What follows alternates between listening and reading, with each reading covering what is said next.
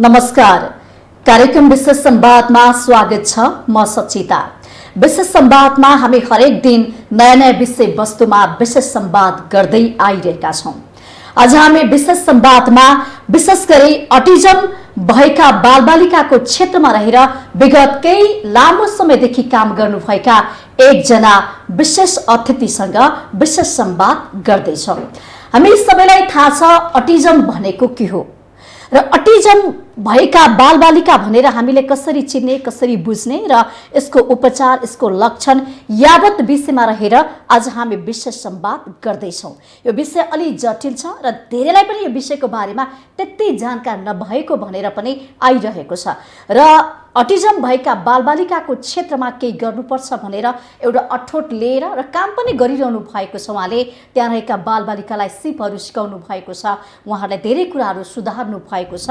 उहाँ हुनुहुन्छ विशेष स्कुल तथा पुनर्स्थापना केन्द्रका अध्यक्ष सविता उप्रेती। उहाँसँग विशेष गरी अटिजमको विषयमा रहेर विशेष संवाद आज हामी गर्दैछौँ। स्वागत छ यहाँलाई। हजुर, धन्यवाद। नमस्कार। नमस्कार। आराम हुनुहुन्छ? हजुर, आरामै छु। सुरुदेखि गरौँ। यो अटिजम भन्ने कुरा धेरै मान्छेलाई थाहा हुनसक्छ, कुना काप्चा देश विदेश होइन। अब यो अटिजम यो विषयमा चाहिँ अन्य रोगभन्दा यो विषयको विषयमा चाहिँ त्यति जानकार नभएको भनेर पनि हामीले बुझेका छौँ। के हो अटिजम भनेर जिज्ञासा हुनसक्छ। वास्तवमा यो के हो अटिजम भनेको? हजुर, अटिजम भनेको चाहिँ बालबालिकाहरूमा जन्मजातै हुने नसा र तन्तुको विकास क्रममा देखिने एक किसिमको असमानता हो, जसको कारणले बालबालिकाहरूमा चाहिँ विभिन्न लक्षणहरू देखा पर्दछन् र विशेष गरी चाहिँ अटिजम भएका बालबालिकाहरूले अन्य बालबालिकाभन्दा फरक व्यवहारहरू देखाउँछन्। असामान्य व्यवहार जो हाम्रो समाजमा चाहिँ अमिल्दो व्यवहार देखाउँछन्, त्यो व्यवहारको आधारमा चाहिँ हामीले पहिचान गर्नुपर्ने हुन्छ र झट्ट हेर्दाखेरि चाहिँ कुनै अरू किसिमका चाहिँ जुन शारीरिक रूपले झट्ट देखिने खालको अशक्तता अथवा अपाङ्गता देखिँदैन, तर उहाँहरूको चाहिँ जुन नसा र तन्तु विकास हुने क्रममा चाहिँ ब्रेनमा केही फङ्सनहरूले चाहिँ गर्ने कामहरू असामान्य हुने हुनाले गर्दाखेरि चाहिँ बच्चाहरूमा विशेष चाहिँ पहिचानका आधारहरू चाहिँ चारवटा छन् हैन।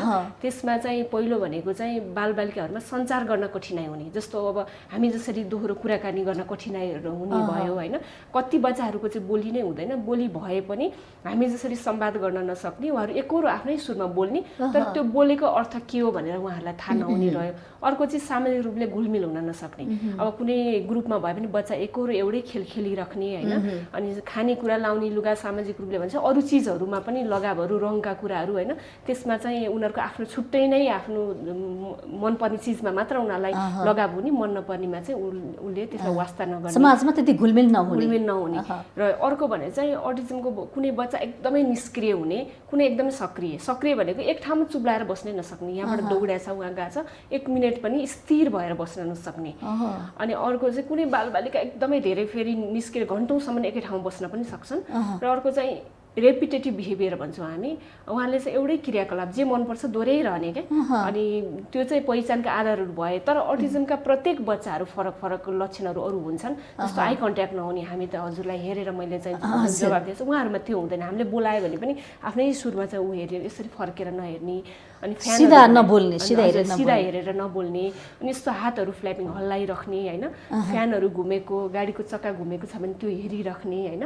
अनि कति बच्चाहरू चाहिँ सिधा नटेक्ने कि त्यो अगाडिको पन्जाले अम्लाले मात्र टेकेर उफ्रेर हिँड्ने। यो चाहिँ के कारणले हुँदो रहेछ खास अटिजम? अहिलेसम्म अटिजमको कारण चाहिँ एक्ज्याक्ट कारण चाहिँ पत्तो लागेको छैन। यो चाहिँ जेनेटिक हो, तर जेनेटिकमा पनि कुन फ्याक्टरले असर गर्यो भन्ने नसा र तन्तुकै कुरा आउँछ नि। अब यसमा कस्तो भने अब बालबालिकाहरूलाई चाहिँ अब विभिन्न कजेज चाहिँ भनिएको छ रिसर्चहरूमा, जस्तो बच्चा चाहिँ जुन पेटमा रहँदाखेरि आमाले स्ट्रेस लिँदाखेरि धुम्रपान, मद्यपान जस्ता कुराहरू गर्यो भनेदेखि, अथवा खाद्य वस्तुमा अहिले चाहिँ धेरै चाहिँ खाद्य वस्तुमा विषादी मिसिएको खानेकुराहरू खाएर पनि अब इन्भाइरोमेन्टको कारणले हैन विविध कारणहरू हुन सक्छ भनेर भनिएको छ।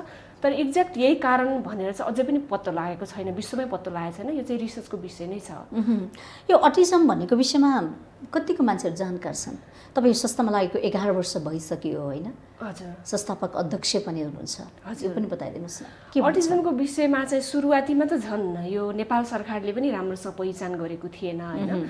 मानसिक अपाङ्गताभित्र एउटा शब्द मात्र राखेको थिएँ। जसरी अटिजमको आफ्नै पहिचान छ, यो त कुनै रोग पनि होइन, बौद्धिक अपाङ्गता पनि होइन, अटिजमको चाहिँ मस्तिष्कको एउटा विशेष अवस्था हो। त्यो हुनाले अटिजमको आफ्नै पहिचान छ। त्यसरी पहिचान पनि थिएन। धेरै अभिभावकलाई पनि अन्यलमा हुनुहुन्थ्यो, उहाँहरूलाई चाहिँ मेरो बच्चा चाहिँ अटिजम हो भनेर धेरै डक्टरहरूले पनि डायग्नोसिस गर्नु हुँदैन थियो। तर अहिले चाहिँ अब हामी जस्तो संस्थाहरू चाहिँ यसमा काम गर्न थालेपछि अहिले धेरैलाई थाहा हुन चाहिँ थालेको छ। तर अझै पनि अघि हजुरले भने जस्तो पुग्दो चाहिँ छैन। गाउँको कुना कुनामा अझै धेरै अभिभावकहरूलाई जनचेतनाको अभाव छ होइन। अझै पनि जसलाई परेको छ उहाँहरू खोज्दै पनि आउनुहुन्छ। तर यो विषय चाहिँ यस्तो जटिल र चुनौतीपूर्ण विषय हो, हामी जो कोहीले पनि बुझ्नुपर्ने विषय हो। हाम्रो घर समाजमा यस्तो बालबालिका धेरै हुन सक्छन्, तर पनि उहाँहरूको पहिचान ढिलो भएको हुन्छ कि। अब उहाँहरू चाहिँ बच्चा चाहिँ बिस्तारै बोल्छ, बच्चा अलिअलि चकचके भइहाल्छ नि। अब झट्ट हेर्दाखेरि चाहिँ अब शारीरिक रूपले त ऊ त एकदम हिष्टपुष्ट नै छ। त्यो हुनाले चाहिँ यो अझै जनचेतनाको चाहिँ अभाव नै छ। जति पुग्नुपर्ने हो सूचना पुगेको छैन यो विषयमा चाहिँ। सरकारले के गरेको छ यो विषयमा जनचेतना फैलाउनको लागि? अब अहिले चाहिँ 2074 मा अपाङ्गता अधिकार ऐन चाहिँ क्याबिनेटबाट नै पारित भयो। त्यो सँगसँगै त्यो अटिजमलाई पनि अपाङ्गताको क्याटेगोरीमा अटिजम अपाङ्गता भनेर राखिसकेको छ। त्यो भनेको सरकारले अटिजमलाई छुट्टै पहिचान दिइसकेको अवस्था छ र अन्य अपाङ्गता भएको व्यक्तिहरूले चाहिँ जति चाहिँ सेवा सुविधा चाहिँ पाउनुहुन्छ त्यो चाहिँ अटिजम भएका व्यक्तिहरूले पनि पाउनुहुन्छ। र शिक्षा ऐनमा थिएन, शिक्षा ऐनमा पनि आइसकेको छ। पाठ्यक्रममा पनि लागू भएको छ। त्यसो भए पाठ्यक्रममा अटिजम भनेको के हो? अटिजमको चाहिँ हाम्रो अटिजमको बालबालिका पढाउने छुट्टै पाठ्यक्रम चाहिँ हुन्छ होइन, जसले हामीले चाहिँ इन्डिभिजुअल एजुकेसन प्लान भन्छौँ कि। उनीहरूको चाहिँ बच्चाहरू पछि नै उनीहरूको समस्या अनुसार चाहिँ प्रत्येक बच्चाको छुट्टै छुट्टै पाठ्यक्रम बनाउनु पर्ने हुन्छ। अब जस्तो हाम्रो अरू बालबालिकाले 1 क्लास 2 क्लासको एउटै पाठ्यक्रम पढ्नुहुन्छ भने हाम्रो बालबालिका त्यो रहँदैन। हाम्रो अटिजम बालबालिकाहरूले चाहिँ खान सक्नु, लुगा लाउन सक्नु, आफै टोयलेट गर्न सक्नु, सेल्फ केयर गर्न सक्नु पनि ठुलो कुरा। उहाँहरूलाई यो कोटको बटममा त्यस्तो पनि थाहा हुँदैन। कसरी खानेकुरा, कसरी ब्रस गर्ने, सामान्य आफ्नो स्याहार गर्ने कुराहरू थाहा हुँदैन। हामीले पहिलो कुरा त त्यसमै फोकस गर्ने हो होइन। त्यो चिजहरू अनि त्यो चाहिँ बच्चाहरू फरक हुन्छ। त्यसमा पनि अब हामीले एकदम अशक्त अटिजम पनि हुन्छ, मध्यम अशक्त पनि हुन्छ र न्यून अशक्त अटिजम पनि हुन्छ होइन। त्यो बच्चाको लेभलमा भर पर्छ। त्यो हुनाले चाहिँ उहाँहरूको अशक्तता र लेभलको आधारमा चाहिँ हामीले पाठ्यक्रम निर्माण गर्नुपर्ने हुन्छ। त्यसको चाहिँ नेपाल सरकारले पनि त्यो पाठ्यक्रम चाहिँ बनाएको छ। त्यसलाई आइइपीको फर्मेटहरू पनि बनाएको छ। त्यो टिममा हामी पनि बसेर चाहिँ बनाउने मौका पाएको छौँ र शिक्षा ऐनमा आएको छ। र नेपाल सरकार यो आइसकेपछि के फाइदा भयो तपाईलाई? एक त अब अरू संस्थाहरू खुलेन धेरै नै, किन पहिलो कुरा त उहाँहरूको पहिचान हुनु पर्यो, दोस्रो चाहिँ पोलिसी निर्माण हुनु पर्यो, शिक्षा ऐनमा आउनु पर्यो। त्यो चिजहरू चाहिँ आयो होइन। त्यसले गर्दाखेरि चाहिँ अब सरकारले पनि अटिजम भनेर त धेरैलाई चाहिँ सरकारी व्यक्तित्वहरू धेरैलाई थाहा थिएन, उहाँहरूले पनि बुझ्नुभयो। अब अपाङ्गताको क्याटेगोरीमा राखिरहँदाखेरि अहिले गाउँपालिका नगरपालिकामा जुन कार्डहरू अपाङ्गता कार्ड लिन जाँदाखेरि पनि त्यहाँ त अटिजम भनेर छुटेर आइसकेपछि उहाँलाई अटिजम भन्ने उहाँहरूले पनि बुझ्नुभयो होइन। अझै पनि कार्ड लिनको लागि समस्या चाहिँ छ, नभएको होइन। मैले पनि धेरै स्थानीय तहमा चाहिँ यो विषयमा कुराहरू उठाइरहेको छु। उहाँहरू चाहिँ झट्ट देख्दा कुनै हिष्टपुष्ट देखिन्छ, यो यस्तो बच्चालाई किन हुनसक्छ र अटिजम हुनसक्छ र ऊ त बच्चा ठिकै छ त भने जस्तो। तर पत्ता चाहिँ कसैले गर्ने, पहिचान कसरी गर्ने? मेन समस्या त्यो पनि हो। मेन त अब त्यो पहिचान झट्ट हेर्दा यो फिल्डमा काम गरेको व्यक्तिहरूलाई त पहिचान गर्न गाह्रो भएन होइन।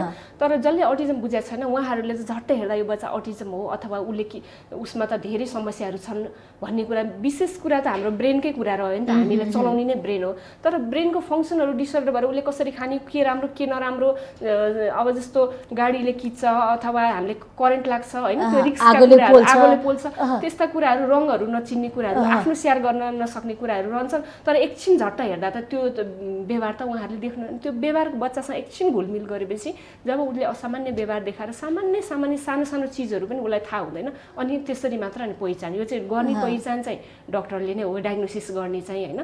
अनि त्यो हुनाले पहिचानको कार्य सुरु भएको छ त? पहिचान त डक्टरहरूले अहिले अटिजम बच्चाको अवस्था कहाँ छन् भन्ने कुरा। पहिचान भनेको चाहिँ डायग्नोसिसको चाहिँ अब हस्पिटलहरूमा हुन्छ होइन। अब हस्पिटलमा चाहिँ डक्टरले चाहिँ यो बच्चा अटिजम हो भनेर उसको चाहिँ यो अवस्था छ। अब अपाङ्गता कार्ड पनि 4 किसिमको छ उहाँहरूले लिने। अब अधिकांशले रातो र निलो नै पाउने हो अटिजमकोले होइन। तर कस्तो चाहिँ अवस्था छ भने निलो कार्ड के अरे रातो कार्ड पाउनेले निलो कार्ड पाएको छ क्या, त्यो अवस्था। उहाँहरूले पाउनुपर्ने त्यो चाहिँ त्यो झट्ट केही पनि नदेखिन् जस्तो भनौँ न शारीरिक रूपले अशक्त अथवा हामीले जुन देख्दा अपाङ्गता जस्तो देखिन्छ भन्ने भयो भने एक्सेप्ट गर्न सजिलो हुँदो रहेछ। झट्ट हेर्दा नदेखिने अपाङ्गता हुन त उहाँभित्र पनि धेरै समस्या त देखियो होइन, उहाँले गर्ने व्यवहारका कुरा, आफ्नो सेल्फ केयरको कुरा। तर अब त्यो चाहिँ उसँग अलि धेरै समय घुलमिल गरेर बस्दा मात्र थाहा हुन्छ, अभिभावकलाई थाहा हुन्छ, हामी जस्तो काम गर्नेलाई थाहा हुन्छ कि त डक्टरलाई थाहा हुन्छ। तर कार्ड लिन जाँदाखेरि सरकारी निकायमा त उहाँहरूलाई थाहा हुँदैन होइन, अनि उहाँहरूले प्यारेन्ट्सहरूले एक्सप्लेन गर्दा नि उहाँहरूले पत्याउनुहुन्न क्या। अनि त्यो हुँदाखेरि चाहिँ त्यो समस्या ठ्याक्कै उहाँहरू अटिजमले रातो कार्ड निलो कार्ड जुन पाउनुपर्ने हो नि त्यसमा चाहिँ समस्या छ अझै पनि पहिचानमा। भनेपछि त्यो पाइरहनु भएको छैन, कतिले त सजिलो तरिकाले लिनु भएको छ होइन। अब अधिकांशको गुनासो चाहिँ हाम्रो बच्चाले चाहिँ रातो कार्ड पाउनुपर्ने निलो कार्ड पाइरहेछ भनेर त्यस्तो चाहिँ भइरहेछ। कति छ तथ्याङ्कमा केही छ? यो चाहिँ एकदम राम्रो विषय, किनभने अहिलेसम्म हाम्रो एक्ज्याक्ट तथ्याङ्कमा छैन अटिजमको होइन। अब आउँदाखेरि चाहिँ यो आउँछ होला होइन। अहिले चाहिँ राम्रोसँग चाहिँ विभिन्न सङ्घ संस्था अपाङ्गता महासङ्घले चाहिँ अबको तथ्याङ्कमा चाहिँ त्यहाँ राम्रोसँग उहाँहरूले गर्नुभएको छ।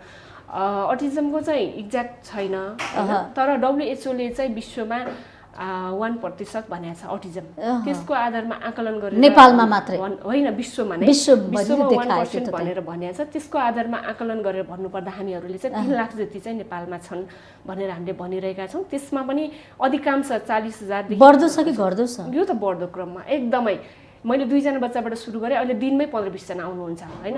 कति बालबालिकाहरूलाई चाहेर पनि सेवा दिन सकिरहेको छैनौँ, सीमित स्रोत साधन अनि बच्चाहरूको चापले गर्दाखेरि यो क्रम चाहिँ एकदमै बढ्दो क्रममा देखिएको छ। यसो 2टा कारण हुन्छ। एक त बच्चा आफै पनि धेरै जन्मेको हुनसक्छ, अहिलेको त अब इन्भाइरोमेन्ट विविध कजहरू खाद्यवस्तुमा हामीले खाने हरेक कुरामा विष हाले हुन्छ होइन। अर्को कज चाहिँ जनचेतना बढेर पनि प्यारेन्ट्सहरूले ल्याउनु भयो होला। पहिला त लुकाएर राखिन्थ्यो होइन, घरमा नै राखिन्थ्यो र सेवा केन्द्रहरू पनि थिएन। अहिले चाहिँ त्यो 2टा जनचेतना भयो भने हाम्रो अब यस्तो इन्टरभ्यूहरू सुन्नुहुन्छ उहाँलाई थाहा हुन्छ लक्षणका मेरो बच्चा पनि यो हो कि भनेर चाहिँ देखाउने हामीकोमा कन्सल्ट गर्नुहुन्छ। पहिला चाहिँ बच्चा 10-12 वर्ष हुन्जेलसम्म पनि पहिचान हुँदैन थियो। पछि जब समस्या बढ्दै गएपछि हाम्रो जस्तो चाहिँ स्कुल संस्था चाहिँ अन्तिम रोजाइ हुन्थ्यो क्या। बच्चाहरूले जब सिक्ने टाइममा, उपचार हुने टाइममा नै मोन्टेसरी स्कुल, अरू स्कुल अनि हस्पिटल अरूतिर चाहिँ हुन्थ्यो। कहीँबाट उपाय नलागेपछि चाहिँ हामीकोमा चाहिँ अन्तिममा रोजाइ हुन्थ्यो। अब अहिले चाहिँ 2 वर्ष 3 वर्ष यो त 6 महिनादेखि पनि यसको लक्षण चाहिँ थाहा हुन थाल्छ। तर स्पष्ट लक्षण चाहिँ 18 महिनादेखि 3 वर्षसम्म देखा पर्छ क्या। जस्तो बोलिरहेको बच्चाको पछि बोली बन्द हुन पनि सक्छ कि एकदम पहिला बच्चा समस्या आउन सक्छ है। कतिजनाले चाहिँ मेरो बच्चा बोल्थ्यो राम्थ्यो, पछि बोली बन्द भयो, कोहीले 2-3 कक्षासम्म पढ्यो फेरि उसको पढाइ सुरु हुँदै गयो, त्यस्तो नि भन्नुहुन्छ होइन। यसको चाहिँ पछि जन्मजातै हो तर लक्षण पछि देखिने कारणले गर्दाखेरि चाहिँ अनि त्यो बच्चाहरूको पहिचानमा ढिलाइ हुँदाखेरि बच्चाले सिक्ने उमेर पनि त्यहाँ गइसकेको हुन्छ। र अहिले चाहिँ सहरी भेगमा बढी, अब गाउँमा त अझै म पुगेको छ भन्दिनँ होइन, तर सहरी भेगमा चाहिँ अधिकांशले चाहिँ युट्युबमा खोज्ने होइन, अनि त्यस सामाजिक सञ्जालमा खोज्ने, यस्तै इन्टरभ्यूहरू हेर्ने, फेसबुक पेजहरूमा हेर्ने गरेर अहिले चाहिँ अर्ली एजमा पनि ल्याउन थाल्नु भएको छ। 2टा बच्चाबाट सुरु गर्नुभएको तपाईँले, अहिले 51 जना बच्चा भन्दै त बढेकै देखिन्छ है। हजुर होइन, यस्तो भयो हामीले सेवा त अरू धेरैलाई पनि दिइसक्यौँ, हामीले सेवा दिएर पठाइ पनि सक्यौँ होइन। कति त हामीले सेवा दिएर मूलधारको विद्यालयमा पनि हामीले पठाउँछौँ, कतिलाई सिप दिएर त्यहीँ काम पनि दिन्छौँ, सिपमूलक तालिम दिएर। र अहिले चाहिँ हामीसँग 51 जना बच्चा, हामीले 300 भन्दा बढी बालबालिकालाई सेवा दिइसक्यौँ यो 11 वर्षको दौरानमा। र अहिले चाहिँ हामीसँग 51 जना बालबालिका अझै धेरै पनि वेटिङमा हुनुहुन्छ सेवा लिन। र आगामी दिनमा हामीले आफ्नै भवन बनाइरहेका छौँ भक्तपुरमा, र 2टा शाखा 2टा सेवा केन्द्र बनाउने, 100+ बच्चाहरूलाई सेवा दिने भनेर। त्यो वेटिङमा भएको बच्चालाई नि अब हामी स्कुल खोल्दाखेरि चाहिँ उहाँहरूलाई पनि हामीले सेवा दिन्छौँ होइन। अनि 2 जना बच्चा त्यो बेला एकदमै गाह्रो भएको थियो, साँच्चीकै एकदमै गाह्रो भएको थियो बच्चा जम्मा गर्न। हजुर एकदमै 2 जना बच्चा पनि, 1 जना 8 वर्षदेखि भक्तपुरको सुकुम्बासी एरियामा साङ्लाले बाँधेर राखेको बच्चा, म फिल्ड भिजिट गएर उसको त्यो अवस्था देखेपछि मैले लिएर आएँ। अर्को 1 जना छोरी ओखलढुङ्गा। सुरुवातीबाटै गरौँ न, तपाईँ चाहिँ यो क्षेत्रमा कसरी प्रवेश गर्नुभयो? यो क्षेत्रमा चाहिँ खास मलाई पनि पहिला अटिजम थाहा थिएन होइन। अब मेरो घर दोलखाबाट काठमाडौँमा अब हामी त उच्च शिक्षाको लागि आफ्नो करियर पढाइको लागि हजुर आइसकेपछि यहाँ चाहिँ अब शिक्षण पेसाबाट आफ्नो करियर सुरु गरेँ। मैले सरस्वती सेकेन्डरी स्कुल जोरपाटीमा 7 वर्ष मैले पढाएँ त्यहाँ। अनि सँगसँगै ब्याचलर सकेपछि त्यो शिक्षण पेसा सँगसँगै पार्ट टाइम मैले मिडियामा पनि हात बढाएँ। मलाई सानोदेखि नै एकदमै मिडियामा काम गर्ने इन्ट्रेस्ट, अनि मैले टेलिभिजन लगायत चाहिँ पत्र पत्रिकाहरूमा पनि काम गर्ने एउटा अवसर पाएँ। त्यो अवसरले मेरो व्यक्तित्व विकासमा र नेटवर्किङमा राम्रो गर्यो होइन। त्यसपछि ब्याचलर सकिसकेपछि चाहिँ मैले अब अझ राम्रो जागिर खाउँ न त भन्ने, त्यो त भइ नै हाल्छ। अनि समाज कल्याण परिषदको माता हतमरको राष्ट्रिय अपाङ्ग कोष, त्यसमा शारीरिक पुनर्स्थापना केन्द्रमा मैले केन्द्र व्यवस्थापन अधिकृतको रूपमा काम गर्ने मौका पाएँ। त्यो मौका नै मेरो लागि चाहिँ यो अटिजम क्षेत्रमा चाहिँ काम गर्ने एउटा टर्निङ पोइन्ट थियो। त्योभन्दा अगाडि चाहिँ मलाई सेवा गर्छु, म अलिकति गाउँबाट आएँ, म छोरी यहाँ आएर स्ट्रगल गरेँ, पढेँ, अब मैले समाजको लागि केही दिनुपर्छ, त्यो पनि विशेष गरी छोरीहरूकै लागि काम गर्छु भन्ने थियो क्या मलाई। म जस्तै छोरीहरू सानै उमेरमा कति पढ्ने इच्छा चाहना हुँदाहुँदै पनि बिहा गरेर जानुपर्ने अवस्था होइन। महिला सशक्तिकरणमा काम गर्छु, म शिक्षित भएँ र केही आर्थिक रूपले सक्षम भएँ भन्ने थियो। जब मैले त्यहाँ एज अ अफिसरको रूपमा काम गरिरहँदाखेरि चाहिँ मैले पहिलोचोटि अपाङ्गता भएको व्यक्तिहरू भेटेँ, उहाँहरूसँग नजिकबाट साक्षात्कार गर्ने मौका पाएँ र उहाँहरूको समस्यालाई पनि नजिकबाट निहाल्न पाएँ। त्यसपछि अपाङ्गताको बावजुद पनि कति व्यक्तित्वहरूले चाहिँ एकदमै उदाहरणीय काम गर्नुभएको छ क्या। आफ्नो अपाङ्गतालाई एकातिर कुनामा राखेर पनि उहाँहरूले चाहिँ एकदमै इम्पावर्ड भएर काम गर्नुभएको छ भने कति अपाङ्गता भएको व्यक्तिहरू चाहिँ घरभित्र अवसर नपाएर घरभित्र बाँधेर विशेष चाहिँ मैले अटिजम फिल्डमा जाँदाखेरि अटिजम भएका बालबालिकाहरूलाई चाहिँ घरभित्र थुनेर बाँधेर राखेको अवस्था देखेँ होइन। देखिसकेपछि विशेष गरी चाहिँ काठमाडौँ, ललितपुर, भक्तपुरको सुकुम्बासी एरिया र रिमोट एरियामा हामी फिल्ड भिजिट जान्थ्यौँ र त्यसपछि यो भ्याली बाहिर पनि विभिन्न जिल्लाहरूमा चाहिँ मोबाइल शिविरहरू क्याम्प लिएर जान्थ्यौँ। त्यो जाने क्रममा चाहिँ हामीले त्यो अवस्थाको बच्चाहरू व्यक्तिहरू देख्यौँ र उहाँको अभिभावकहरूलाई नभेट्ने दिनभरि थुनेर बाँधेर राख्दाखेरि उसले टाइममा केयर पनि नहुने होइन। अब डोरीले साङ्लाले बाँधेर राखेको ठाउँमा त उसलाई त भाग्न खोज्छ नि त, उसलाई त चेतनामा अभाव छ, अनि त्यहाँ घाउ चोट हुने, रगत आउने होइन त्यो अवस्था, अनि त्यसपछि झिँगाहरू भन्किने, अनि बच्चाहरूले दिसापिसा गर्छ, उसलाई चेतनामा, अनि त्यो दिसापिसा खाएर बसेको देखेँ कि मैले आँखाले। र मलाई के अनुभूत भयो भनेदेखि एउटा मान्छेको बच्चा जसको जीवन एउटा कोठाभित्र छ र उसले दिसापिसा खाएर बस्नु परेको छ, एउटा चेतनामा अभाव छ। म त गाउँबाट आएर काठमाडौँ सहरमा आएर यति पढ्न पाएँ, यति चाहिँ अफिसरको लेभलसम्मको जागिर पाएँ भनेपछि म त मेरो जीवन त एउटा एक किसिमले त यो अपर्च्युनिटी पाएँ भने अब यो जीवन चाहिँ मैले यस्तो अवस्थाको सक्नेलाई त हामीले बाटो देखाइदियो भनेदेखि उहाँहरू जसरी पनि खानुहुन्छ नि होइन, भारी बोका नै खानुहुन्छ मागेर। अब यो हाम्रो बालबालिका मागेर खाना पनि आउँदैन, खोसेर खाने हो उनीहरू होइन। उनीहरूलाई चाहिँ अब त्यो अभिभावकले चाहिँ त्यसरी राख्नु उहाँहरूको बाध्यता, त्यो बच्चामा चेतनामा अभाव छ, घरमा एक्लै राख्ने, काम गर्नु पर्यो, बच्चाको लागि कमाउनु पर्यो, बेलुका चामल ल्याएर खुवाउनु पर्यो, बच्चा छोड्दै पनि भागेर कहाँ जान्छ उसले खोजेर बाबामा खोजेर घर खोजेर आउँदैन। फेरि अर्को समाजको हामी जस्तो सचेत व्यक्तिले यसको बच्चा त यस्तो जन्म्यो है, छिमेकीहरूले पनि सपोर्ट नगरिदिने, त्यो हुनाले उहाँहरूको त्यो बाध्यता, कुनै पनि बाबुआमालाई आफ्नो छोराछोरी बाँधेर राख्ने रहर त हुँदैन। त्यो बाध्यता व्यवस्था पनि सँगसँगै देखिसकेपछि चाहिँ यो अवस्थाको बालबालिकालाई के गर्न सकिन्छ त, राज्यले के गरेको छ यो विषयमा, अरू सङ्घ संस्थाले के गरेको छ भनेर खोज्न थालेँ। 22-23 वर्षको उमेरमा मैले अटिजम भएका बालबालिकालाई संस्था खोलेर सेवा गर्छु भन्नु चाहिँ मेरो लागि एउटा फलामको चिउरा छपाउनु जस्तो नै हो क्या वास्तवमा। म आफ्नै फ्यामिली र आफ्नो लागि नै, यो चाहिँ 2063-64 को कुरा हो, आजभन्दा 14-15 वर्ष अगाडिको कुरा हो। त्यसपछि एउटा इन्सिडेन्टले मलाई चाहिँ संस्थै खोल्नको लागि टच गर्यो। त्यही भक्तपुरको अघि मैले भनेको बालकलाई हामीले निरन्तर केही समयदेखि घरमै गएर उसलाई सपोर्ट गरिरहेको थियौँ। अनि एक दिन चाहिँ फेरि उसको घरमा दोहोरोचोटि जाने क्रममा शनिबार मैले केही खानेकुराहरू लुगाहरू लिएर गएको थिएँ। प्यारेन्ट्सलाई त्यो बच्चा चाहिँ खोलिदिनु साङ्लामा, हामी हेरौँला ऊ भाग्यो भने पनि, उसले त तिथर्छ टोक्छ, भागेपछि हामीले भेट्नै सकिँदैन यस्तो भन्नुभयो। त्यसपछि खोल्न लगायौँ।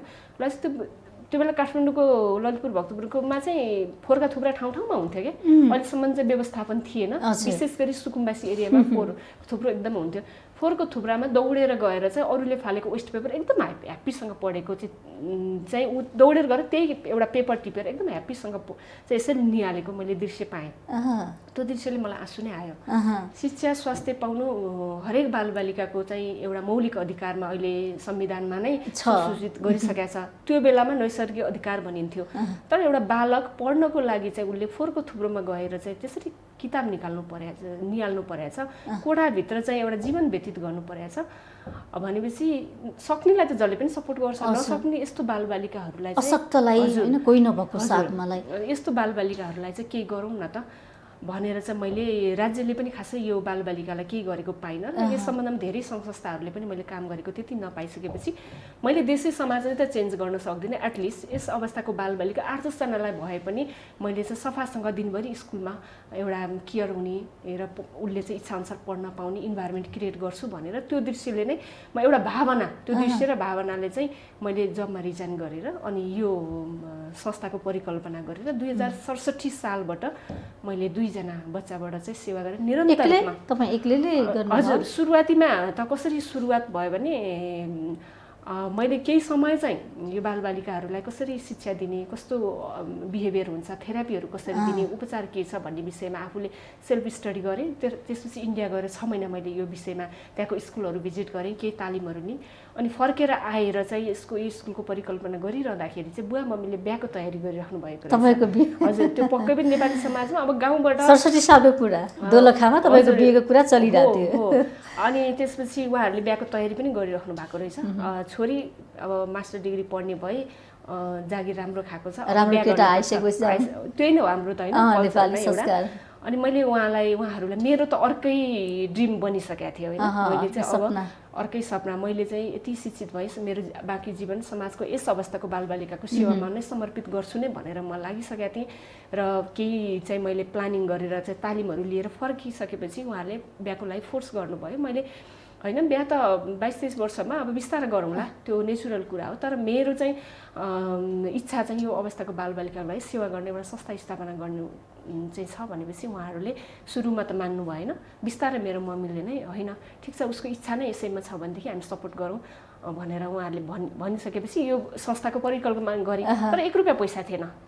मैले यो किन जोड्न लागिरहेको एउटा स्ट्रगल गरिरहेको मान्छे, कतिजनालाई हामी युवा पुस्ताहरू कतिलाई चाहिँ जे हुन नि पैसा चाहिन्छ भन्ने पनि हुन्छ। एउटा भावना र एउटा दृढ सङ्कल्प भयो भने पनि के गर्न सकिने रहेछ भन्ने हिसाबले 1 रुपैयाँ पैसा थिएन, एउटा भावना थियो। त्यो बच्चालाई चाहिँ जतिसक्दो चाँडो चाहिँ स्कुलमा ल्याएर उसलाई चाहिँ केयर गरौँ भन्नेमा मात्र थिएँ म। अनि मलाई आइडिया त्यही आयो। अहिले चाहिँ मलाई कसरी त्यो आइडिया आयो भन्ने लाग्छ। मलाई आइडिया के आयो भने नेपाली समाजमा छोरीको बिहा गर्दाखेरि केही न केही खर्च हुन्छ पक्कै पनि। अब बुवा मम्मीले बिहा गर्दाखेरि त एटलिस्ट केही न केही खर्च गर्नुहुन्छ, त्यो पैसा मलाई अहिले दिनुहोस्, म एउटा संस्था जन्माउँदैछु। मैले दाइजोको पैसा माग्नु? हजुर, मलाई त्यो चाहिँ मैले बिहानै गरेर आफ्नै बच्चा जन्मायो, मेरो श्रीमान साथमा हुनुहुन्छ, मलाई बच्चा हुर्काउनु गाह्रो हुँदैन र एउटा संस्था जन्माउँदैछु अटिजम बालबालिकाको लागि। तपाईँहरूले जति सक्नुहुन्छ, कति मेरो लागि खर्च राख्नु भएको छ अथवा मेरो आफन्तहरूले के उपहार दिनुहुन्छ त्यो पैसा दिनुहोस्, अहिले म यो संस्था स्थापना गर्छु भनेर मैले 5 लाख रुपियाँ जम्मा गरेर 2067 सालमा दिनुभयो त सजिलै तपाईले भनेअनुसार? हजुर, बिहे गर भनेको छोरी नमानेको अवस्थामा हैन, कन्भिन्स गर्न पक्कै गाह्रो त भयो। छोटकरीमा भन्नु पर्दाखेरि गाह्रो त भयो। तर मेरो मम्मी एकदमै बुझ्ने, उहाँले पनि धेरै दुःख गर्नु पर्यो बिहा गरिसकेपछि। र सकेसम्म छोरीहरूलाई बिहाकै लागि प्रेसर गर्दिनँ, बिहा गरेर म जस्तै दुःख पाउने नि, बरु उनीहरू पढुन् र एउटा केही काम गरून् यही इच्छा छ भन्ने हिसाबले मम्मी नै अगाडि उभिएपछि चाहिँ सजिलो भयो मलाई। र अनि त्यसपछि 5 लाख जम्मा गरेर 2 जना बच्चाबाट मैले स्टार्ट गरेको। अब पछि त हामीले अरू बोर्डका अरू सदस्यहरू स्टाफहरू राख्यौँ, तर संस्था सुरुवातीको परिकल्पना यहाँसम्म ल्याउन चाहिँ ओभरअल एउटा पुलको काममा चाहिँ मैले नै।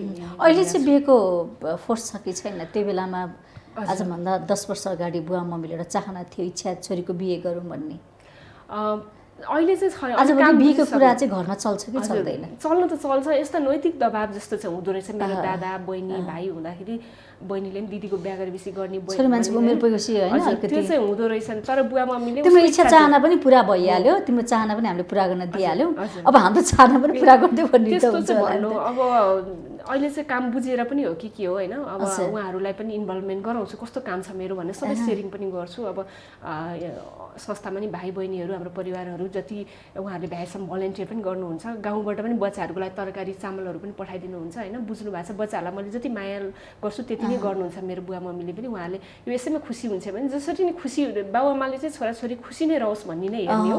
तिमी यसरी ठुलो कुरा हो भन्ने कुरा मान्न अहिले त्यो चेन्ज चाहिँ भयो है। त्यो चेन्ज अब तिम्रो इच्छा यसैमा छ भनेदेखि चाहिँ तिमी आफैले खोजेर तिमी गर्न चाहन्छौ भने ओके, तर हामी नै खोजेर बिहा गर्ने प्रेसर गर्ने चाहिँ गर्दैनौ भन्नुहुन्छ। त्यतिसम्म कन्भिन्स चाहिँ हुनुहुन्छ। त्यो परिवर्तन त तपाईले ल्याउनु भयो नि? ल्याउनु त पक्कै पनि 10 वर्षमा त्यो परिवर्तन भयो हैन? हजुर। अहिले कति जना हुनुहुन्छ संस्थामा? संस्थामा बालबालिकाहरू 51 जना हुनुहुन्छ। बालबालिकाहरूको सेवामा चाहिँ हामीसँग थेरापिस्टहरू, डाक्टर, साइकोलोजिस्टहरू, स्पेसल टिचर, केयर गिभर गरेर चाहिँ 26 जनाको टिम चाहिँ निरन्तर लाग्नु भएको छ। अब हाम्रो अहिले चाहिँ केन्द्रीय कार्यालय पेप्सिकोलामा छ अनि हाम्रो सेवा केन्द्र चाहिँ गोठेटारमा बनाउने भनेर एकजना सुरेश प्रसाद पुडा सैनी बुवाले चाहिँ हामीलाई 2 रोपनी जग्गा 10 वर्षको लागि दिनुभएको छ। त्यहाँ हामीले कक्षा कोठा बनाएर त्यहाँ 51 जना बच्चा राख्ने र भक्तपुरमा चाहिँ हाम्रो ताथलीमा आफ्नै भवन बनिरहेको छ। अहिले 9 वटा कोठा रेडी भयो विभिन्न दाताहरूको सहयोगमा र त्यहाँ चाहिँ हामीले 51 जना राख्ने भनेर अहिले हाम्रो प्लानिङ चाहिँ रिसर्च सेन्टर, ट्रेनिङ सेन्टर र सर्भिस सेन्टर बनाउने र 100+ बच्चाहरूलाई दिने भनेर सेवा दिने र काठमाडौँ र भक्तपुरमा 2टा सेवा केन्द्र भनेर चाहिँ हामीले त्यो प्लानिङमा चाहिँ गरिरहेछौँ। तत्काल चाहिँ हामीले 51 जनालाई दिएका छौँ। अहिले चाहिँ 26 जनाले रोजगार पनि पाइरहनु भएको छ है। त्यसो भए रोजगारी पनि पाइराख्नु भएको छ। धेरै युवाहरू त्यो रोजगारी सँगसँगै हामीले चाहिँ कतिजना विदेश जानको लागि अथवा नेपालमा केही छैन भनेर चाहिँ युवाहरू भौतारिरहनु भएकाहरू, कलेजमा सोसल वर्क पढ्नेहरू, उहाँहरूलाई पनि भोलिन्टियर गरेर केही न केही जीवनमा चाहिँ केही शिक्षा दिने, एउटा आफ्नो स्वदेशमा केही गर्नु परिवर्तन गरौँ। हजुर गरौँ, त्यो पाठमा पनि हामीले काम गरिरहेछौँ। ती अटिजम भएका बालबालिका के कस्ता कुराहरू सिकाइन्छ खासमा त्यहाँ? हजुर, उहाँहरूलाई चाहिँ यस्तो अब अटिजम एकदमै 3टा पार्ट। एउटा चाहिँ शिक्षा, विशेष शिक्षा दिन्छौँ हामीले हैन।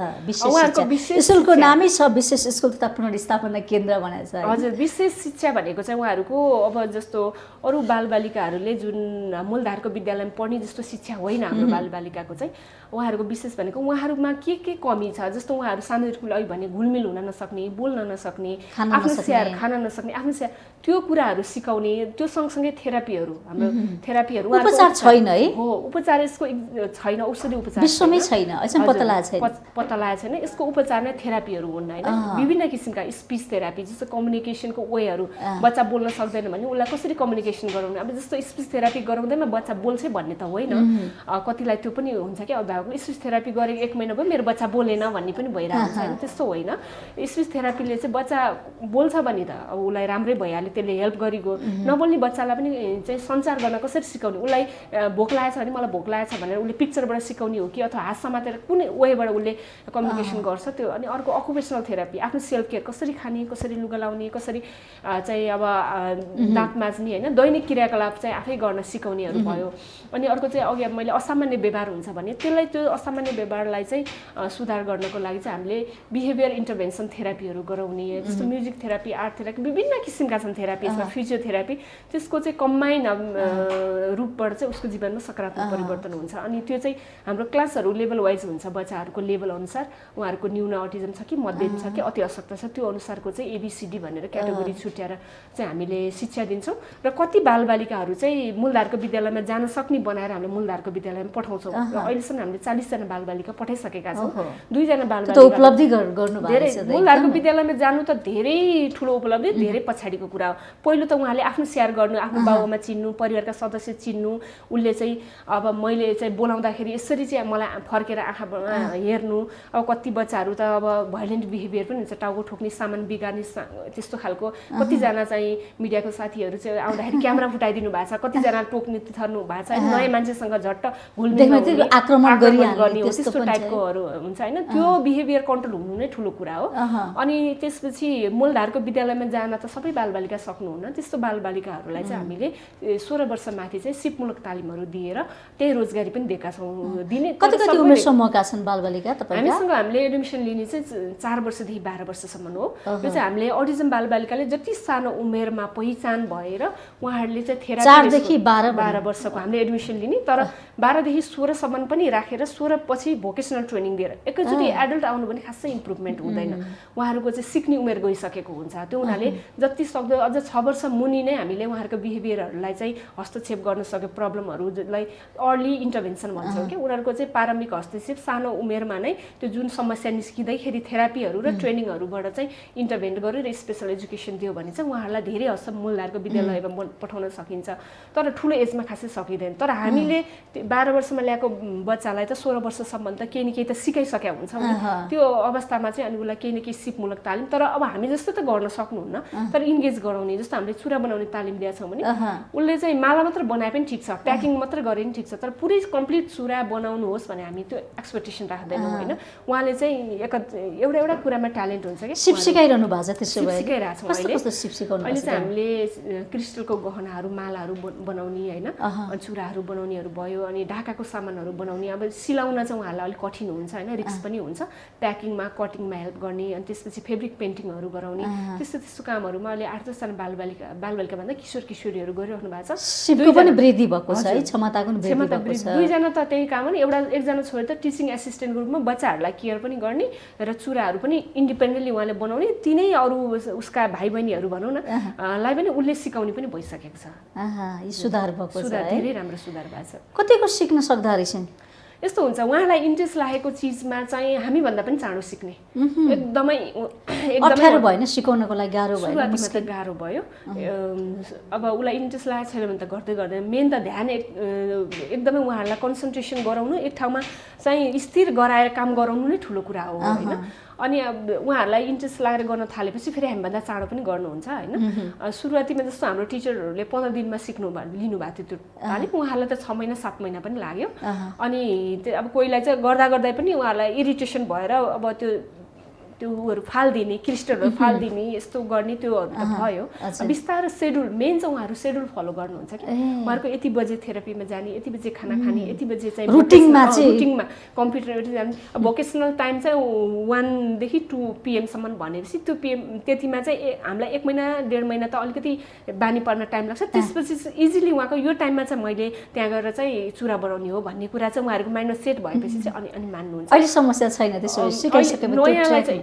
समस्या हुन्छ सुरुमा, अहिले चाहिँ खासै समस्या छैन। अहिले चाहिँ ह्याप्पिली उनीहरूले चाहिँ गरिरहनु। कुन ठाउँको बच्चाहरू छन् अहिले त्यहाँनिर? अधिकांश भ्याली बाहिरकै हुनुहुन्छ। अब भ्याली बाहिर पनि धेरै ठाउँमा चाहिँ अब यस्तो खालको चाहिँ सेवा केन्द्रहरू छैन, त्यो हुनाले चाहिँ त्यो त पहिलो अभियन्ता होला तपाईँ त होइन, संस्थापक अध्यक्ष तपाईँ हुनुहुन्छ। अहिले चाहिँ अब धेरै अब अलि जनचेतना भएर खुल्न पनि थालेछ। विभिन्न प्रदेश जिल्लाहरूमा पनि अभिभावकहरू आफैले पनि अब कुनै अरू स्कुलहरू यस्तो सेवा केन्द्र नभएपछि अटिज्मको अभिभावक आफै पनि एउटा लागेर गर्नु भएको छ। पुग्दो अझै छैन होइन भनिन। अब हामीकोमै धेरै बच्चा वेटिङमा छन् भनेपछि त त्यो त सेवा केन्द्र भए त हामीले त्यहाँनिर राख्न सक्नु भएन। यस्तो छ कि अब अटिज्मको एकजना बच्चालाई एउटै टिचर चाहिन्छ। अब भनिहालेँ मैले 26 भोलिन्टियर सहित 51 जना बच्चालाई 30 जनाले काम गर्नुहुन्छ। कुनै बच्चालाई त 1 जनाले 2 जना 3 जनाले नै हेर्नुपर्छ। उहाँहरूले भाइलेन्ट बिहेभियर अब पनि भइदिन्छ र विशेष गरी यस अवस्थाको टिचरहरूलाई विशेष तालिम दिएर राख्नुपर्छ। तालिम दियो बच्चाले टोक्दियो त्यता भने फेरि छोडेर गइदिनु हुन्छ होइन। समस्या त्यो पनि छ, सुरक्षा कुरा पनि हुन सक्छ। हजुर, अनि फेरि अब धेरै स्टाफ राखेर हामीले पनि उहाँहरूको पे गर्नु पर्यो, तलबको कुरा हुन सक्छ। त्यो हुनाले अभिभावक आफैलाई पनि आर्थिक भार धेरै दिनु कुरा रहँदैन। एउटा बच्चाको पनि हामीले दिएको सबै सर्भिस शुल्क लिनुहुन्छ बच्चाहरू त्यहाँ? हामीले एजुकेसनको लिँदैनौँ, शिक्षा चाहिँ निःशुल्क हो। थेरापीको चाहिँ अब थेरापिस्टहरूलाई पनि तलब दिनु पर्यो होइन। थेरापीको चाहिँ हामीले अन्त अरू प्राइभेट क्लिनिक भन्दा पनि एकदमै न्यून गरेर हामीले थेरापीको चार्ज चाहिँ प्यारेन्ट्सहरूको आर्थिक अवस्था अनुसार प्यारेन्ट्सहरूले गर्नुहुन्छ। त्यो पनि अब आर्थिक अवस्था राम्रो हुनेले नसक्नेलाई हामीले निःशुल्क नै गरेका छौँ। हाम्रो चाहिँ यो सेवा भावले नै एउटा सामाजिक संस्था भएको हुनाले र संस्थाको लागि चाहिँ अब परोपकारी भाव भएका नेपाली दाजुभाइ दिदीबहिनीहरूको सहयोग दिन्छौँ र अभिभावक पनि बाहिरबाट सहयोग आएको होला नि त यस्तो संस्था हाम्रो यस्तो हुन्छ। हजुर, नियमित त्यस्तो डोनरहरू भनेर चाहिँ दाताहरू ठुल्ठुलो दाताहरू छैन। परोपकारी भावना भएका स्वदेश तथा विदेशमा रहनुभएका नेपाली दाजुभाइ दिदीबहिनी अभिभावकहरूको पनि त सबै क्याटेगोरीको हुनुहुन्छ नि त। नसक्ने, मध्यम लगायत त आर्थिक अवस्था राम्रो भएको पनि हुनुहुन्छ, उहाँहरूले पनि सपोर्ट गर्नुहुन्छ। मजदुर हुनुहुन्छ कोही हैन, नसक्नेलाई त अब हामीले नहेरे कसलाई हेर्ने हैन।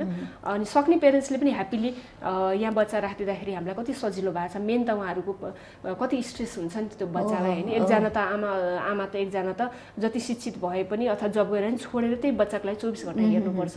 हामीले दिनभरि केयर गरिदिँदा उहाँले पढ्न जब गर्न पाउनुहुन्छ, अरू कमाउन पाउनुहुन्छ हैन। उहाँहरूलाई चाहिँ मानसिक मानसिक रूपले स्ट्रेस फ्री पनि हुन्छ। त्यो हुनाले चाहिँ दिनभरि मात्र राख्नुहुन्छ है तपाईहरुले? हजुर, दिन कस्तो भने अटिजमको बच्चाहरूले चाहिँ आफ्नो बाबुआमा पनि कति बच्चाहरूले चिन्दैन।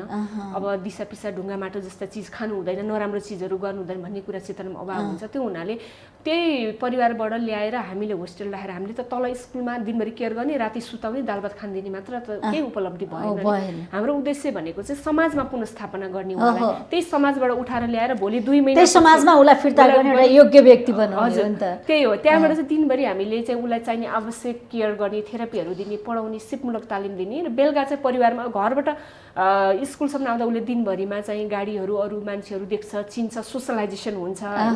अनि घरका परिवारका अन्य सदस्यहरू चिन्ने, परिवारको माया पाउने, त्यो चिज सबैबाट वञ्चित नगराइकन परिवारकोबाट नि पाए, दिनभरि उसले पाउनुपर्ने आवश्यक सेवा नि पाउनु भयो। त्यसरी चाहिँ हामीले उहाँहरूलाई गराइरहेका छौँ। संस्थाको लागि सहयोग म फेरि यो कुरा जोड्छु, कसरी सञ्चालित छ भन्ने कुरा पनि हुन सक्छ। हजुर, कसरी सञ्चालित छ संस्था चाहिँ? अब यस्तो छ, अब हाम्रो एउटा चाहिँ सिपमूलक तालिमबाट उत्पादन भएको सामान पनि हामीले बिक्री गर्छौँ। विशेष गरी भिजिट गर्ने व्यक्तित्वहरूले, स्वदेश तथा विदेशमा हुने नेपाली दाजुभाइ दिदीबहिनीहरूले पनि लिइदिनुहुन्छ, उहाँहरूको स्टोरमा पनि राखिदिनु। आय आर्जनको पाटो एउटा त्यो भयो। अर्को चाहिँ अभिभावकहरूले पनि सपोर्ट गर्नुहुन्छ, थेरापीको त्यो पार्टमा उहाँहरूले सपोर्ट गर्नुहुन्छ, त्यो एउटा भयो। र अरू चाहिँ केही बच्चाहरूको चाहिँ विदेशमा बस्नुहुने नेपाली अथवा यही नेपालकै केही व्यक्तिहरूले चाहिँ स्पोन्सर पनि गरिदिनुहुन्छ होइन बच्चाको। अनि त्यसपछि केही चाहिँ स्वदेश तथा विदेशमा रहने व्यक्तित्वहरूले चाहिँ इन्डिभिजुअल सपोर्ट, कसैको बर्थडे परेर सपोर्ट गर्नुहुन्छ होइन। कहिले अब कतिले मलाई नै बोलाएर फन्डरेजिङ क्याम्पेनहरू गरेर त्यसरी गर्नुहुन्छ। र अहिले चाहिँ केही थोरै सपोर्टहरू चाहिँ राज्यले पनि गर्न थालेको छ, टोकन सहयोग राज्यले पनि सुरु गरेको छ। त्यसरी नपुगेको मैले ऋण लिएर राज्यबाट केही सपोर्ट साथ छ कि छैन सञ्चालनको लागि? सञ्चालन हामीलाई सुरुवातीमा हामीले डाइरेक्ट बच्चालाई चाहिँ हामीलाई सपोर्ट छैन होइन। हामीलाई विभिन्न त्यो अरू तालिमहरू, शिक्षक तालिमको लागि होइन, अनि शैक्षिक सामग्रीहरू उत्पादनको लागि र बच्चाहरूको लागि थेरापीका सामग्री, शैक्षिक सामग्रीहरूको लागि चाहिँ हामीलाई विगत 3 वर्षदेखि चाहिँ टोकन सहयोगहरू सुरु भएको छ। र सायद यो वर्ष पनि राज्यले कस्तो खालको दृष्टिकोण राखेछ यो संस्थाप्रति, यो कामप्रति, विषयप्रति? हजुर, अहिले त अब सुरुवातीमा त कठिनै भयो। वास्तवमा मलाई संस्था दर्ता गर्न नै कठिन भएको थियो, किनभने राज्यमै यो पोलिसी नबनेको, रिकग्नाइज राम्रोसँग नभएको विषय हुँदाखेरि चाहिँ हामीले राज्यलाई बुझाउने काम गऱ्यौँ। हामीले खालि राज्यले यो गरेन त्यो गरेन मात्र भनेर कम्प्लेन गरेर मात्र नहुने रहेछ। राज्यलाई पनि हामीले बुझाउनु पर्यो। सबैजना चाहिँ उहाँहरू पनि यो विषयमा जानकार अथवा विज्ञ त हुनुहुन्न नि त। हामीले उहाँहरूलाई चाहिँ ढोका ढाउढाउने हो र यो विषयमा र सुरुवातीमा भर्खर संस्था खुल्दा त उहाँहरूलाई हामीप्रति विश्वास पनि थिएन पक्कै पनि। र निरन्तर रूपमा हाम्रो काम पनि हेर्दै जानुभयो। हाम्रो चाहिँ एडभोकेसीमा काम गर्दै गयौँ। हामीले सेवा मात्र हामीले गरेनौँ कि राज्यलाई बुझाउने काममा हामी चाहिँ निरन्तर रूपमा चाहिँ मन्त्रालय धाइराख्ने, बुझाइराख्ने, पाठ्यक्रम निर्माणमा सहभागी हुने, शिक्षक सामग्रीहरू, पोलिसी। कति समय लाग्यो? यहाँले अलिक कठिन भयो। 1 वर्ष लाग्यो। 67मा नै सेवा नै सुरु गरेँ, तर 68मा सम्म, किनभने कति मन्त्रालयहरूमा फाइल पनि फालिन्थ्यो। अर्को 2टा कारण थियो। एउटा अटिजम आफैमा नयाँ विषय र पोलिसी नबनेको, रिकग्नाइज नभएको, अपाङ्गताको क्याटेगोरीमा नछुटेको अवस्था। अर्को म एकदमै युवा, तपाईँ यति युवा कसरी विश्वास गर्ने होइन। यो त अब समाज सेवा गर्ने भने चाहिँ प्रायः चाहिँ बुझाइ के हुँदो रहेछ भने रिटायर लाएपछि कपाल फुलेपछि मात्र गर्ने भन्ने हुँदो रहेछ। तर सेवा भन्ने त भावनाले गर्ने कुरा हो होइन, मनले गर्ने कुरा हो। त्यो हुनाले चाहिँ निरन्तर कति त हामी वाचमा पनि भयौँ, कतिन्जेल चाहिँ गर्ला र यो चुनौतीपूर्ण विषय छ। एउटा आमालाई पनि सँगै निरन्तर दिन सक्दैन, 2-4 दिनको लागि मात्रै हो कि? एकदम एक्ज्याक्टली त्यही नै सबैको थियो। इभन कति अभिभावकले पनि विश्वास गर्नुहुन्न थियो। अहिले भन्नुहुन्छ अब यति युवा हुनुहुन्छ, अनम्यारिड हुनुहुन्छ, आफैले पनि बच्चा जन्माएको छैन, के अनुभव होला र यो 1-2 वर्ष माया भन्ने कुरा गर्छ र बच्चालाई भन्ने चाहिँ त्यो अभियसली थियो। अनि उहाँहरूले निरन्तर त्यो अब यो सेवा त मनदेखि भएन भने 5 मिनट पनि गर्न सकिँदैन। एकदमै चुनौती भावना भएर नै 1 दशक 11 वर्ष भनेको त सानो कुरा होइन नि त। अहिले अब संस्था नै स्थायित्वको पाटोमा लागिसक्यो, आफ्नै भवन बनाउँदैछौँ होइन, यसलाई व्यवस्थित तरिकाले तपाईँ लाँदैछौँ। अहिले अब 2टा शाखा चाहिँ हामीले सञ्चालन गर्दैछौँ। विभिन्न जिल्लाहरूमा गएर हामीले चाहिँ अभियानहरू गरेका छौँ, सचेतना अभियानमा राज्यलाई बुझाउन गऱ्यौँ। त्यो बुझाउँदा चाहिँ अहिले चाहिँ राज्य चाहिँ हाम्रो संस्थाको बारेमा काममा जानकार हुनुहुन्छ। हामी चाहिँ 2 चोटि चाहिँ राष्ट्रपतिज्यूबाटै हामी 2 चोटि अवार्ड भइसक्यौँ। जनसेवा श्री पदकबाट नै सम्मानित भइसकेको छ हाम्रो संस्था, म भइसकेको छु।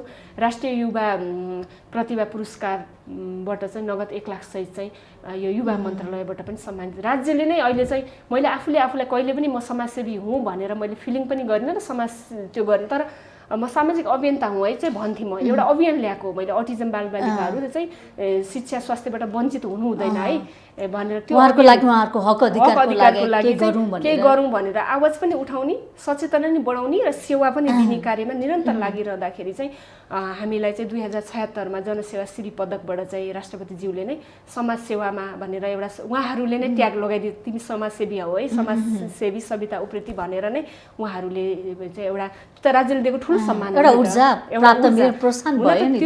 त्यो हिसाबले त हामीले काम गरेको थिएनौँ, तर पनि राज्यले त त्यो हाम्रो संस्थालाई विश्वास हेरेर रहेछ। अब अहिले चाहिँ अब शिक्षा लगायत स्वास्थ्य समाज कल्याण मन्त्रालयका धेरै व्यक्तित्वहरू जानकार हुनुहुन्छ हैन, उहाँहरूले विभिन्न पोलिसीहरू बनाउँदा शिक्षाका विभिन्न चाहिँ ऐन नियमका कामहरूमा हैन, शिक्षक तालिम लगायतका विभिन्न मलाई इन्भल्भ गराउनुहुन्छ, हाम्रो संस्थाले इन्भल्भ गराउनुहुन्छ, बोलाउनुहुन्छ र यो सम्बन्धी केही भयो भने चाहिँ विज्ञका रूपमा बोलाएर तपाईँको चाहिँ इनपुट दिनु भन्नुहुन्छ भनेपछि हामीले बुझाउँदाखेरि पक्कै राज्यले सुन्ने रहेछ र हामीलाई रिकगनाइज पनि गर्नुहुने रहेछ। केही समय लाग्छ तर सुन्ने रहेछ भन्ने कुरा है त्यो देखियो।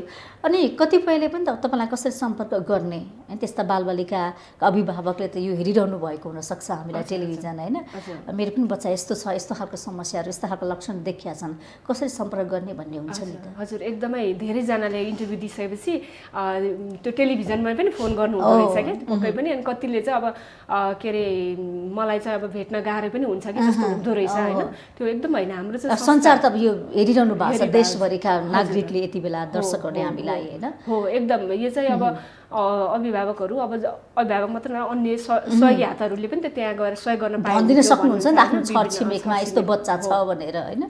हाम्रो चाहिँ पेप्सी खोलामा छ अहिले केन्द्रीय कार्यालय, पेप्सी खोला चोकबाट गुठाटार जाने बाटोमा बुद्धहेरको ह्याङ्गर अगाडि विशेष स्कुल तथा पुनर्स्थापना केन्द्र भनेर संस्थामा आएर डाइरेक्ट पनि उहाँले सम्पर्क गर्न सक्नुहुन्छ। संस्थाको हाम्रो फोन नम्बर चाहिँ 499053 हो र मलाई डाइरेक्ट पनि फोन गर्न सक्नुहुन्छ होइन। 9841474515 चाहिँ मेरो नम्बर हो र सामाजिक सञ्जालबाट पनि कन्ट्याक्ट गर्न सक्नुहुन्छ, हाम्रो कामहरू हेर्न सक्नुहुन्छ। फेसबुकमा चाहिँ special school for disabled and rehabilitation centre छ, SSDRC हान्दा पनि हुन्छ। अनि मेरो सविता उप्रेती भन्ने छ, मैले पनि अफिसियललाई बढी युज गर्छु। र हाम्रो वेबसाइट चाहिँ www.ssdrc.org.np भनेर छ र हाम्रो इमेलमा पनि यहाँहरूले अब आफ्नो जिज्ञासाहरू अभिभावकहरूले गर्न सक्नुहुन्छ। ssdrc10@gmail.com छ, त्यसमा चाहिँ कन्ट्याक्ट गर्न सक्नुहुन्छ।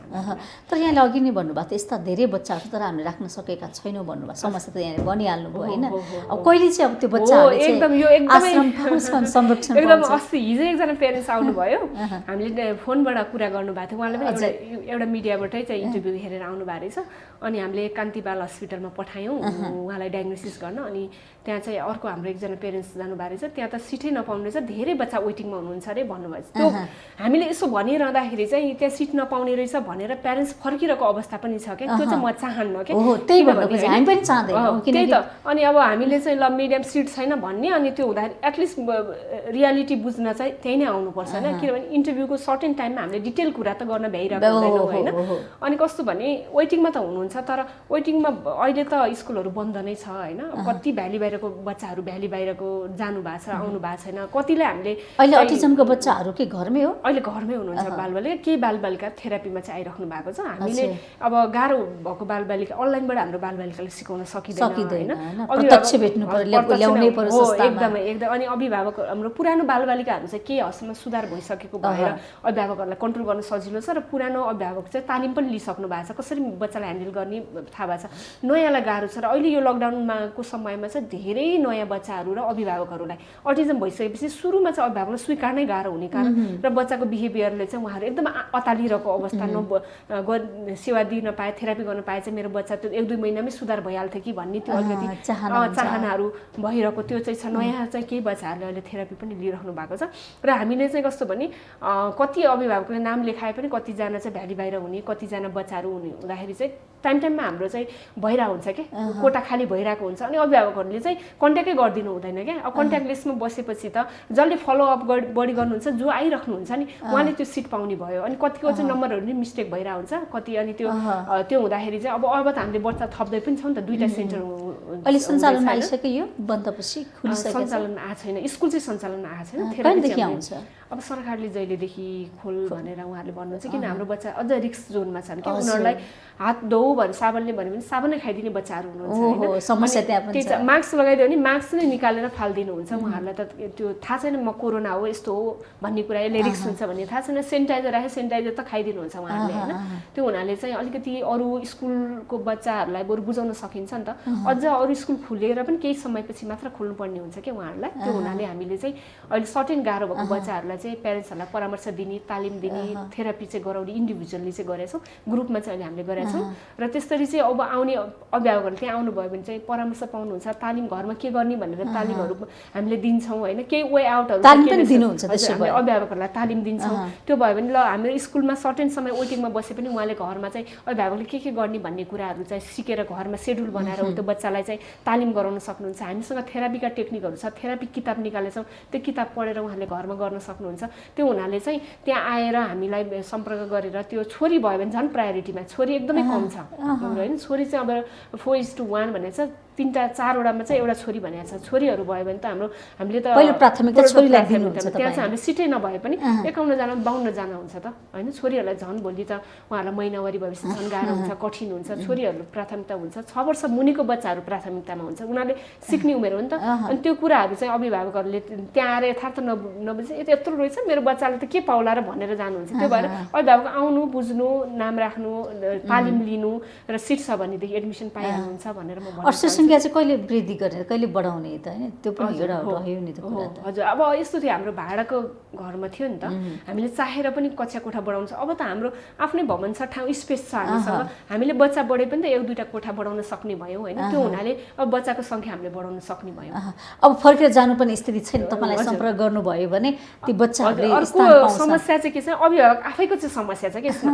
अब सुदूरपश्चिमको अभिभावक आउनुभयो मानौँ भनेदेखि उहाँहरूलाई चाहिँ अब यहाँ बसेर बच्चा राख्नु पर्यो होइन। अब होस्टेल चाहिरहेको हुन्छ, होस्टेलहरू हुँदैन। अनि यहीँको पनि जस्तो कलङ्कीको अभिभावकलाई यहाँ पेप्सी खोला भक्तपुर टाढा हुन्छ, बरु अभिभावकहरूलाई चाहिँ त्यो आफ्नो बस्ने बच्चा ल्याउने लाने कुरामा चाहिँ असहजता होला, तर बच्चाहरू राख्नलाई चाहिँ हामीलाई समस्या छैन। त्यस्तो केही समस्या छैन, अभिभावकै समस्या देखियो है। हजुर, अब तपाईँकोमा पार्टलाई म खेलाउँछु होइन, तपाईँले चाहिँ कसरी काम गरिरहेको छ, तपाईँ खुसी हुनुहुन्छ जुन यो पेसाप्रति? एकदम यो त यस्तो कसैले तिमीले गर अथवा जागिर भएको भएदेखि चाहिँ एउटा सर्टेन डाइभर्ट हुन्थ्यो होला, यो मनले चाहेको कुरा रह्यो। किनभने त्यो बच्चाहरू 51 जना हुनुहुन्छ अहिले, 51 जना फरक फरक आमाले जन्माएको बच्चाहरू हुनुहुन्छ। तर मलाई अनुभूत हुँदैन त्यो अरूको बच्चा। तपाईँ अविवाहित आमा भनेर पनि हामी लिने गर्छौँ होइन। मलाई चाहिँ कस्तो फिल हुन्छ भने त्यो मेरै बच्चा हो, मेरै होला। मैले आमा भनेर तपाईँलाई सम्बोधन गर्दा कस्तो लाग्यो होइन? कस्तो भने एकदमै त्यो बच्चालाई माया प्रेम गर्न सकेन भने यो काम गर्नै सकिँदैन। किनभने उनीहरूले त कति बेर के गर्छ नै थाहा हुँदैन होइन।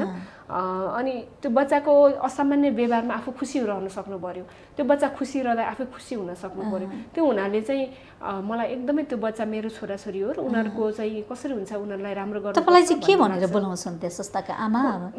कुनै बच्चाहरूले मामु पनि भन्छन्, कुनै बच्चाहरूले म्याम पनि भन्छन्, कसैले सविता मात्र पनि भन्छन्, जे कहिले सबु भन्छन्। जे भने पनि नबोल्ने बच्चाले, कति बच्चाले त फर्स्टमा नै मेरो नामबाट बोली सुरु गर्छन् क्या। उनीहरू त बोल्न नसक्ने बच्चाहरू आएर हामीले सिकाउँदा एसएसडिआरसी अनि सबु हो त्यस्तो पानी त्यस्ता स्कुलका प्रायः जस्तो त बच्चाले बोल्दाखेरि आमा बाबा त्यस्तो भनेर सुरु गर्नुपर्ने। तर हाम्रो बच्चाहरूले मेरो नामबाट सुरु गर्छन्। कोहीले अब म त सबैलाई छोराछोरी नै भन्छु होइन। अनि एकदमै तपाईँलाई चाहिँ के भन्दाखेरि चाहिँ खुसी लाग्छ होइन? मलाई सम्बोधन गर्नु, किनभने बोल्ने बच्चा अरू बुझेको बच्चाले त मलाई आमै भनिदियोस् भन्ने मलाई एक्सपेक्टेसन हुन्थ्यो होला, तर त्यो हुँदैन। उनीहरूले त जे शब्द भने पनि त तिमी छुच्ची छौ भने पनि एक थप्पड आएर ल जे शब्द नै बोल्दैस्, नबोली बच्चाले मेरो लागि जुनसुकै शब्दले सम्बोधन गरे नि मेरो लागि त एकदमै प्रिय के, एकदमै खुसी लाग्छ। तपाईँको त्यो अनुहारको कुरा पनि एकचोटि उठ्या थियो है गालामा, त्यो चाहिँ खास के हो? यस्तो हो कि अब हाम्रो बालबालिकाहरू कुन बेला के गर्छन् नै थाहा हुँदैन। उहाँहरूको त अब कुन बेला उहाँलाई के चलिरहेको हुन्छ होइन, उहाँले व्यक्त गर्न सक्नुहुन्न नि त आफ्नो इच्छा चाहना। अनि रिस उठ्यो भनेदेखि टोक्ने तिथर्ने त सामान्य कुरा हो, मलाई कपाल भुत्ल्याएर कपालै छैन। अनि यो चाहिँ एउटा इन्टरभ्यूकै क्रममा चाहिँ नि बच्चाले क्यामेरा फुटाउन जाँदाखेरि मैले सम्झँदाखेरि चाहिँ टोकिदिएको यहाँ अहिले अलिक निको भएको छ हजुर, त्यसो भए। अहिले चाहिँ लेजर गरेर अब कार्यक्रमको अन्त्यमा छौँ, धेरै मान्छेहरू समाजसेवी बन्छु अभियन्ता हुँ भन्छन् होइन, तर वास्तवमा समाजसेवी को भन्ने कुरा त देखिएको छँदैछ व्यवहारबाटै।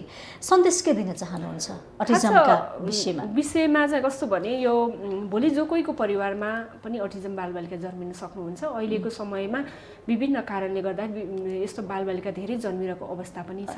पहिलो कुरा चाहिँ अभिभावकहरूले अटिजम बालबालिका जन्मेपछि स्वीकारौँ होइन, अटिजम सम्बन्धी तालिम लियौँ र त्यसपछि समयमा नै उहाँहरूले चाहिँ पहिचान गरेर यस्तो थेरापी र स्कुलहरूमा चाहिँ भर्ना गरेर उहाँहरूले तालिम लिएर घरमा पनि एकदमै ट्रेन गरौँ भन्छु। र हामी जस्तो युवा पुस्ताहरू जो समाजसेवामा लाग्न चाहनुहुन्छ उहाँहरूको अहिलेको मुख्य चाहिँ के छ भने उहाँहरूले आज समस्या सुरु गरेर आउटपुट चाँडो खोज्नुहुन्छ होइन। त्यो हुनाले चाहिँ हामीले यसलाई दिने भनेको समाजसेवामा त हामी आफू जलेर चाहिँ मैनबत्ती जस्तो हुने, हामीले अरूलाई उज्यालो दिने हो।